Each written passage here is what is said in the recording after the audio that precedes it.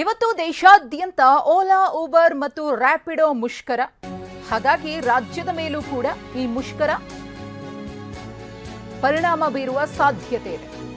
ರಾಜ್ಯದಲ್ಲೂ ಸ್ತಬ್ಧವಾಗುತ್ತಾ ಆಪ್ ಆಧಾರಿತ ಕ್ಯಾಬ್ಗಳು. ವಿವಿಧ ಬೇಡಿಕೆಗಳನ್ನು ಮುಂದಿಟ್ಟು ಮುಷ್ಕರಕ್ಕೆ ಸಂಘಟನೆಗಳು ಕರೆಯನ್ನ ಕೊಟ್ಟಿವೆ.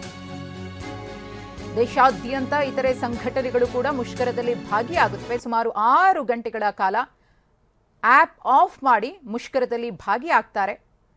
ಇದರಿಂದಾಗಿ ಆಪ್ ಆಧಾರಿತ ಸಾರಿಗೆಯಲ್ಲಿ ವ್ಯತ್ಯಯ ಉಂಟಾಗುವ ಸಾಧ್ಯತೆ ಇದೆ.